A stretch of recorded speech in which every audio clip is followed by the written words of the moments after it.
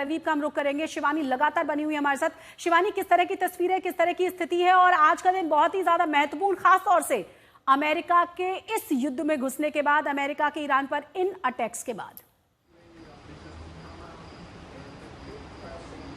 बिल्कुल शशि, बहुत ही अहम है आज का ये दिन। ये सुबह जो हुई है कई सारे अंदेशों के साथ हुई है, जिसमें ये बताया जा रहा है कि ईरान की तरफ से जो स्टेटमेंट्स आए हैं वो ऐसा इशारा करें कि ईरान झुकने वाला नहीं है। और जो अभी हम बातचीत सुन रहे थे आपकी, उसमें भी ऐसा ही लग रहा था कि ईरान अपने हमले तेज कर सकता है, और खासतौर पर अभी उसका जो पहला निशाना होगा वो इजराइल से ज़्यादा बड़ा निशाना अमेरिका के लोग या फिर अमेरिका के असेट्स जो भी कुछ उसकी पहुंच में है वो होंगे। और बहुत ही अहम इसलिए भी है क्योंकि इजराइल ने भी अपने पूरी तैयारी कर रखी है। उसे पता था कि जब इस तरह का हमला होगा ईरान की तरफ से तो वो रिटेलिएटरी काउंटर अटैक्स करेगा। तो क्या तैयारी है इजराइल की यहाँ पर इस वक्त, क्योंकि अभी सुबह हुई है, मैं आपको बताऊँ यहाँ पर 5:20 हुए हैं, 2.5 घंटा पीछे भारत के वक्त से इजराइल का वक्त। तो अभी धीरे धीरे जैसे दिन चढ़ेगा कुछ और तस्वीरें सामने आएंगी, ये पता चलेगा कि क्या रुख रहता है ईरान का, कितनी तैयारी में वो दिखाई दे रहा है रिटेलिएटरी स्ट्राइक्स की, या फिर कुछ वक्त लेता है सोचने के लिए और नेगोशिएशन की तरफ बढ़ता है।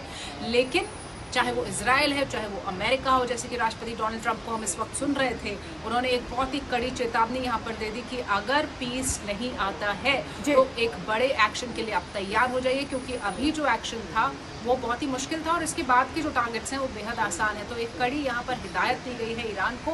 तो आज का दिन बेहद अहम है इजराइल के लिए, अमेरिका के लिए, इस पूरे रीजन के लिए। और ईरान क्या तय करता है उससे बहुत कुछ इस पूरे कॉन्फ्लिक्ट का रुख साफ होगा। हसनज़ादे, एक सवाल जो बहुत ही महत्वपूर्ण है और हम सबके मन में, जिस तरीके से अमेरिकी राष्ट्रपति की तरफ से बार बार चिताया जा रहा है, चाहे वो अयातुल्ला खामनेई के इस जगह को लेकर हो, या फिर कौन कौन से ठिकाने भी बचे हुए वो हो, या फिर ये दिखाना हो कि कितनी आसानी के साथ अमेरिका इन ऑपरेशंस को करने के बाद सुरक्षित निकल गया है।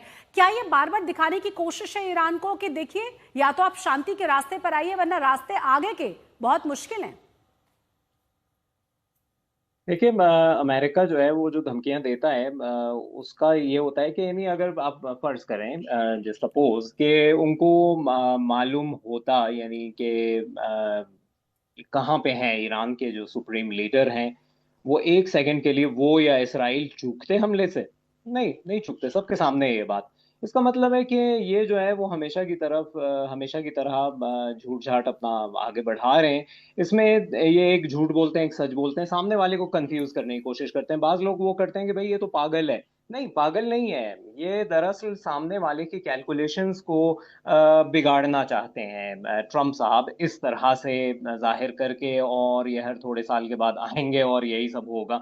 तो अब जो है, लेकिन इसके बाद ईरान का जो रिटेलिएशन होगा, जो इससे पहले दिखा चुका है ऐन उल असद पे हमला करके, कि अमेरिकन एसेट्स को नुकसान पहुंचा सकता है और बहुत भारी नुकसान पहुंचा सकता है, तो उसके बाद इनके कैलकुलेशंस चेंज जरूर हो जाएंगे।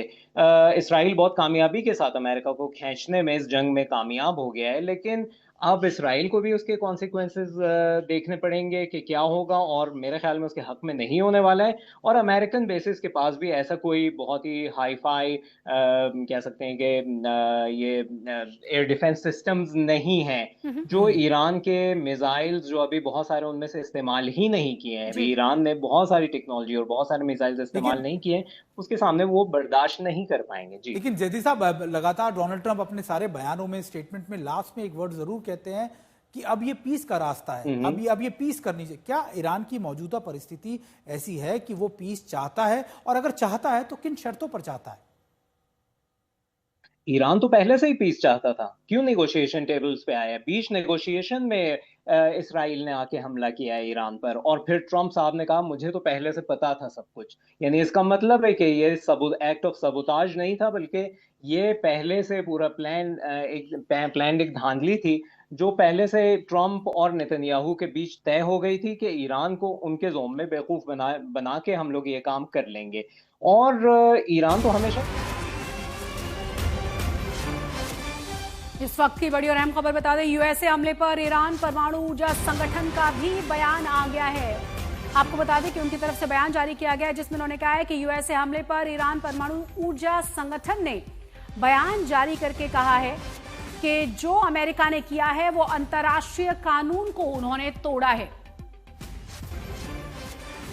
और देखिए, हम आपको बता रहे हैं, एक बड़ी खबर यह है कि अमेरिका का हमला बर्दाश्त नहीं करेंगे, ये IAEO से कहा गया है, यानी ईरान की परमाणु ऊर्जा संगठन की तरफ से बात कही गई है कि यह हमला हम बर्दाश्त नहीं करेंगे। इसके साथ ही हम आपको वो तस्वीरें भी दिखा रहे हैं जो उस वॉर रूम की है, जब डोनाल्ड ट्रंप लगातार इन ऑपरेशंस को मॉनिटर कर रहे थे अपने आला अधिकारियों के साथ। उसमें जेडी वेंस भी आपको नजर आ जाएंगे और अमेरिका ये कोशिश कर रहा था कि कैसे इस पूरे मिशन को सक्सेसफुल किया जा सके। ये सीधी तस्वीरें हम आपको दिखा रहे हैं जो व्हाइट हाउस की तरफ से रिलीज की गई है। अमेरिका ने ना सिर्फ कल रात बड़े ऑपरेशंस को अंजाम दिया, बल्कि अब उसकी तस्वीरें भी साझा की हैं। और देखिए, अब डोनाल्ड ट्रंप लगातार हर उस मॉनिटर, उस स्ट्रैटेजीज को करते हुए, उनके साथ ना सिर्फ उनके आला अधिकारी मौजूद हैं, उनके जेडी वेंस मौजूद हैं, बल्कि वो ये भी कोशिश कर रहे थे कि अगर रिटेलिएशन ईरान की तरफ से हो तो फिर उसके काउंटर कैसे तैयार किए जा सके। देखिए, हम आपको पल पल की जानकारी दे रहे हैं, हम आपको बता रहे हैं कि आखिरकार इस बड़ी खबर पर किस तरीके से परिस्थितियां बदल रही हैं। थोड़ी देर पहले डोनाल्ड ट्रंप खुद सामने आए, उन्होंने एक बड़ा स्टेटमेंट दिया। हालांकि वो स्टेटमेंट उन्होंने